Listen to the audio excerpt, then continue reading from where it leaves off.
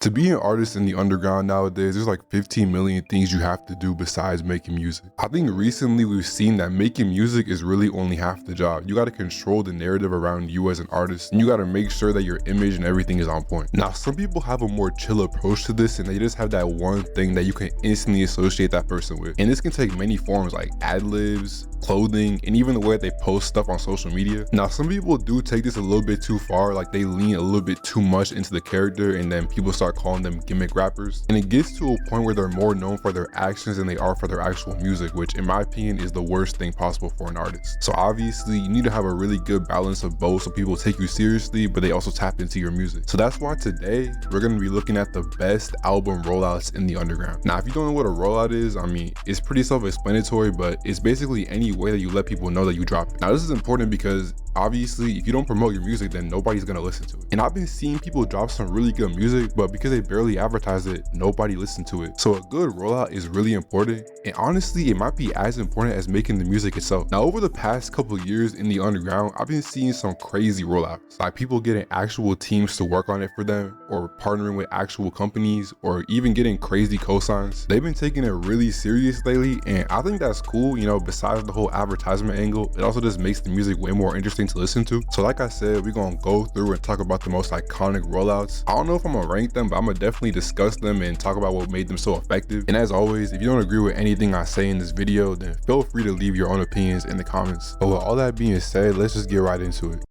Alright, so the first album we got on this list is one that just dropped a couple months ago, but in my opinion, it was executed perfectly, and that's Culture by TDF. Now, TDF is somebody that I've been following for a very long time. I've talked about him a lot on this channel, but I feel like this album was really his breakout moment. Now, just for some background, TDF has been releasing albums. I think he releases at least one every year, and these range from the official tapes he drops on his main page to the more compilation and collab projects he drops on his second page. And basically what he does is just send out his beats to artists that he messes with, and then he gets the songs back and puts them all into a project. Now, to be honest, this isn't anything that's really unique or new, but the way TDF does it is definitely unique in my opinion, because he has a really specific artistic vision when it comes to making these projects, and he tailors the beats, the transitions, and the tags all around one specific topic. Now, the rollout for Culture was definitely the best one he's done yet, and overall it was just really well executed. Now, the first thing I think he did really well was posting snippets. In the months leading to the project dropping, he would drop these snippets on his main and his alt IG account, and I feel like they did a really good job in capturing the tone of the album in both the actual sound of the music and also the visuals that he used. They also weren't too long or too short, so they give you a good idea of what the song was going to sound like without actually spoiling the entire thing. And I'm not gonna lie, these numbers for snippets is kind of crazy. Like, people don't even get this on regular songs. Another thing he did, which I feel like was kind of controversial, was this countdown thing he did with the NBA jerseys. And I say controversial because it was kind of confusing. I feel like a lot of people didn't know what he was trying to do at first, but in the end it definitely did help contribute to the aesthetic of the album, and I haven't seen anybody else do that, so props to him. The last thing that I think was really cool was the album trailer that he dropped right before the album released. Now, he did drop one previously for his last album, Blueprint, but I feel like in this trailer he better capture the vision of the album. I feel like small things like this just go a long way in helping sell your music to people. Now, as a result of all of this, when he dropped the album, it did really well. I don't know how many streams exactly he did first week, but it was a lot. On SoundCloud, every song has 100K or at least close to 100K, and unfortunately it did get taken down on Spotify and Apple Music, but at least on Spotify some of the songs were getting close to a million. And I would say right now TDF is probably considered like top 5 producers in the underground right now. It just goes to show that you gotta trust the process. It might seem dumb in the moment, but everything pays off in the end. Alright, the next album we got is Flex Musix by OsamaSon. Out of all the albums Osama has released so far, I feel like this project definitely had the most hype leading up to its release. Now, as we all know, a couple months prior, he had just released his first project, OsamaSon, which basically brought him from regular underground level to top of the underground almost instantly. I think it is a little interesting that he dropped so soon after he had just dropped his first project. I feel like usually artists let the music breathe a little bit because it's not good to spam albums back to back, but I feel like him not waiting is one of the first reasons of why Flex Musix did so well. Osama did what so many others in his spot failed to do, and that's strike when you're hot. He could have rode the OsamaSon wave until at least like maybe next year and then drop again that summer, but he recognized that he had all these eyes on him, and people, especially in the underground, have very short attention spans. The logic I be seeing nowadays is crazy. People be like, if you're not constantly dropping 24/7, you're not constantly engaging with your fans 24/7, the next day they will say you fell off. You can't really afford to take breaks nowadays, so in the end, I think he definitely made the right move. Now, the next thing that definitely helped the rollout that a lot of people might not agree with, but in my opinion is true, is all of the clone allegations that he was receiving around this time. Now, even nowadays, I still see people calling Osama a Ken clone, an Opium clone, or just calling him unoriginal. But back then, nearly any time Osama would do anything, people would say he's body. It didn't matter if it was a post, a snippet, or just him performing. People will always look at him and compare him to someone or something else. Now, the reason I say this helped him is because people don't realize the one unpatched method for promo is comparison. Like I'm telling y'all, it works every single time. Really, all you gotta do is just make a post saying like, oh, this artist is the next this artist, or like, does this artist sound like this artist, or people are saying this artist sounds like this. It's really no downside, because if the person doesn't sound or act anything like the person they're being compared to, then it's just easy rage bait and engagement bait. But if they do, then they usually end up getting fans from the other person, because obviously people just like to listen to the same type of stuff they already listen to. So in Osama's case, he definitely experienced this, and I don't know if I'm the only one, but I feel like towards the end, he definitely started trolling. Some of the stuff he posted, he only posted it because he knew people were gonna say something. But to be fair, if I was getting free promo, then I would probably do the same. But the last and most important part of the entire rollout was the aesthetic and the team he used to bring about his vision for the actual album. Every time he would make a new post or drop a new video, it would just be so unique and fit the music so well. I think the two main creative people in his team are GK and Stan. Their style was definitely made for Osama. I think there was one other person, but I don't know why, I'm just not remembering his name right now. But yeah, this rollout was great and it paid off because this album did extremely well. I'm pretty sure it's still his most streamed album to date, and in my opinion, it's still his best one. I feel like the Flex rollout was obviously very heavily stylized and it relied a lot on aesthetic, but the music didn't take a backseat, and if anything, it was just enhanced. And I feel like a lot of these underground artists have been taking notes from Osama recently, but they're not doing it correctly.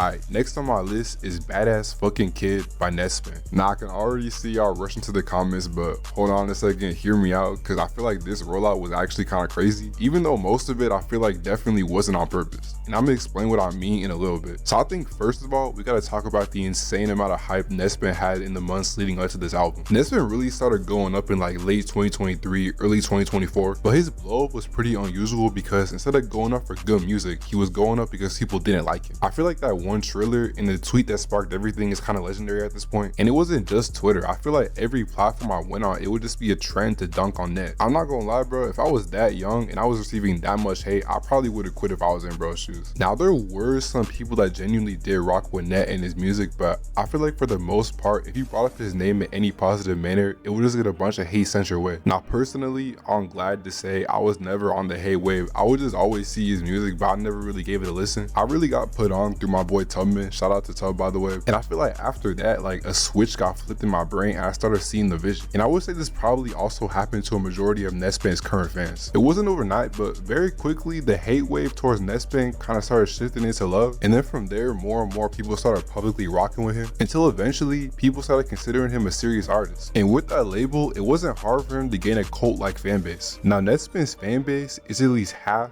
if not most, of the reason why his album rollout was so successful. I don't know if you've ever talked to or interacted with a Nespan fan, but these people literally think he's the second coming. Like, they will die behind this kid, bro. Now on the other side, there were people that I feel like still didn't like Nespan, but they were willing to give him a chance. And this led to a situation where it felt like Nespan had to prove himself, because at this point he had no projects, no EPs, no mixtapes, literally nothing. It's easier to put somebody on an artist if they have a body of work they can listen to, but at that point Nespan only had hella singles, and those were doing numbers, but I feel like eventually people want something with a little bit more substance, you know? See, I think that was the first reason of why his album was so highly anticipated. Now I think the second reason was all of the crazy and unexpected cosigns that he would just randomly get. Now I've seen a lot of people try and call Nespan the industry plant, saying that his come up wasn't organic or that he knew somebody in the industry before. Now as someone that watched him come up, I mean, I know that isn't true, but looking at all the cosigns he's gotten, like, I can see why you would think that. It was like every week or like every other day there would be a new Bobbleland post or a new Reddit post talking about some Nespan posted with Chief Keef or Nespan posted with the guy from Austin Alley. And I mean,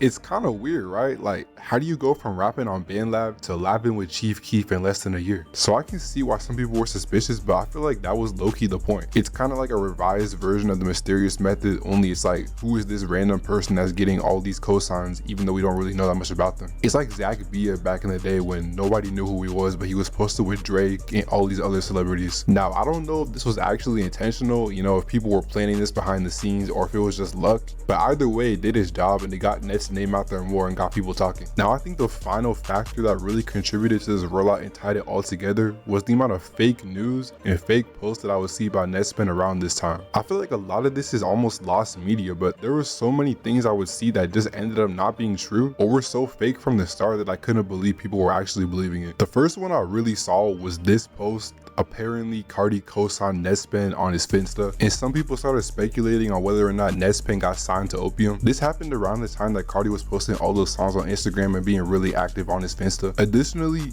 Joy Division and Opium Baby had just recently co-signed Net, so I guess it was kind of believable, but in the end, obviously it was fake. I'm pretty sure a fan made it just for fun, but hey, even if he wasn't the one who directly did it, it still got people talking. The next one was so blatantly fake, I can't believe anybody actually fell for this. So apparently Net was gonna release a documentary about the whole Badass Fucking Kid rollout and the whole experience making the album, which makes sense. I mean, plenty of other artists have done the same thing, and it's a cool little way to get a behind the scenes into the artist's creative process. Now, where they lost me is when they said that HBO bought the documentary for 2.7 million. I remember the second I saw this, I was like, all right, come on now. Like, let's use our brains for a second. Why would HBO buy a documentary from Netspend for $2 million? Now, I don't know if it was supposed to be a joke, but I don't think it was because all of the pages were posting it, so I feel like it was paid promo. But regardless, it was supposed to drop in January and it's now about to be June and it still hasn't dropped, so I feel like that just says everything. But after everything that went into this whole rollout, the album finally released and there was a lot of mixed reactions at first. Now, I don't think there was really any way he could have lived up to the hype, but at the same time, there were people that were calling the album actual trash. So it did do really well streaming wise, and it led into a tour which somehow was a collab with Vans. I actually went to that tour, by the way. Shout out the Norfolk show.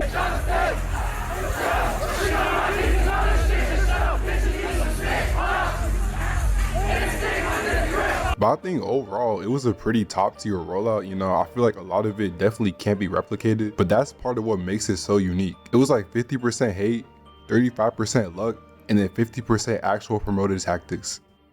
Alright, the last album we got on this list is Up To Me by Yeat. Yeat is arguably the most successful artist to ever come out of the underground, and I feel like his run is the only one that can truly be described as generational. Not only has his music, in my opinion, aged the best out of everybody from that wave of underground, but there's also nobody from 2021 and onwards that I feel like has really replicated his run and what he did back then. Like, it's 2025, and I mean, we've had some impressive runs as we've discussed in this video, but nobody really like Yeat. And it's a reason why even nowadays he's still really relevant. I mean, he's still dropping music and people still tapping it. Now, I'm not going to do a whole breakdown about how he blew up and everything because I feel like that story has been told a million times, but I think we definitely do have to talk about what set him apart from the rest of the underground at the time. Now, the big reason for a lot of these artists in 2021 going up, and something that's still a big factor nowadays, is TikTok. Since honestly the quarantine days, the underground has had TikTok in a chokehold. Even if you don't interact with that type of content, pretty much all the popular sounds nowadays either come from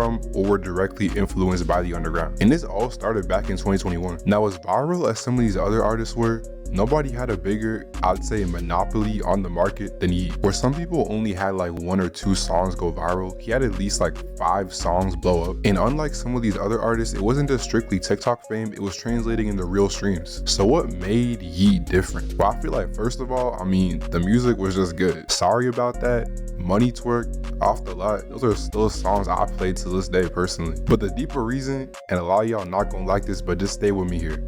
Yeat was a gimmick rapper. Now, gimmick is a term that's mostly used in a derogatory manner. I mean, I use it in a derogatory manner at the beginning of the video, but really the definition, at least according to Google, is just a trick or device intended to attract attention, publicity, or business. And leading up to the release of Up To Me, Yeat used several gimmicks to promote his music and himself as a person. The first quote-unquote gimmick he used was the kind of music that he made. Now, as I said earlier, the music was good, but I feel like a part of the reason it was good is because that was just the kind of music that was popular at the time. As we all know, a couple months earlier, Cardi had just dropped Whole Lotta Red, And the album pretty much changed not only underground music, but also mainstream music. It changed how people rapped, it changed beats, it changed pretty much everything. Now, I was never one of those people to call Yeat a Cardi clone, and I'm still not calling him a clone, but you can't deny that he took heavy inspiration from the beats that Cardi used, and maybe a little bit in the delivery, but again, like everybody else. So basically what I'm trying to say is that it was easier for Yeat to go up with that style of music because it was already popping at the time. And that's not a bad thing, it's just a fact. The next part of this whole gimmick thing is probably the most blatant example of it, and it's the bell. I'm not gonna lie, the smartest thing he ever did was capitalize off the whole bell thing. Now, if you listen to any music in your life, any genre, then you know that bells have been used for a long time. It's not something new. The reason why people went so crazy for the bell is not the fact that Yeat used the bell, it was the way that he used the bell. The line, "This song was already turned, but here's a bell," pretty much sums everything up. At the time when Yeat first previewed Get Busy, he wasn't established, but people already knew his sound. It wasn't really a situation where people wanted him to switch it up because obviously he'd only been popular for a couple months, but it was more a situation of people wanted him to wow them, you know? It's kind of like that scene in Across the Spider-Verse. Like, yeah, Miles is Spider-Man, but he's also his own person. I feel like that perfectly visualizes what the bell did to Yeat's career. And that's why I said him leaning into the whole bell thing was the smartest thing he ever did, because it made people see him as different. Even if we being honest, it wasn't anything too crazy. And that's how when Ultimate eventually released, almost every song had like 15 million bells. And he just dropped a song a couple months ago called The Bell, so clearly he knows that it's his thing. Again, not a bad thing, it's just good marketing. Now, besides the bell and the music, there were also the other things that he did, like the turban and the weird writing. The turban and the beanie, I feel like were the two staples of Yeat back then. Like anytime you would see him outside in an interview or anything, he would always be wearing those two items.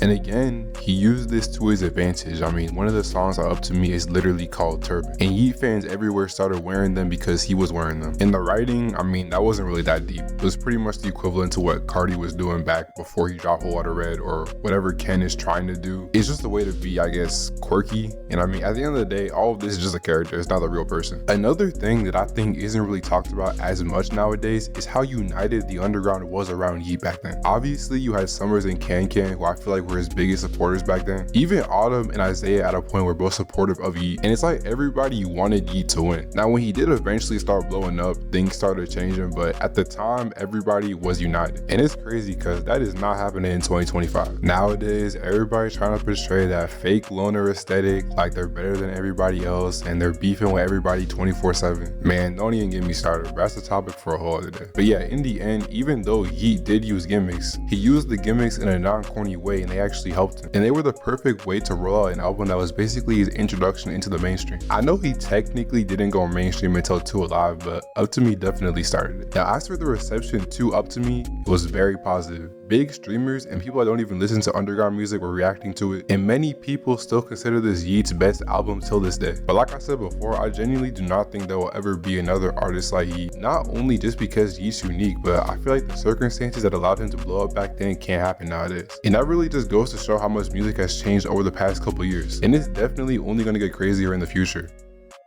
Thank y'all for watching. I appreciate everybody who made it this far. Let me know which album was y'all favorite and which rollout you thought was the best. I know I did take a little bit of a 7-month break, which was crazy, but y'all leave suggestions for what videos you want to see next. Besides that, if you did mess with the video, then leave a like, consider subscribing, and I will see y'all in the next one.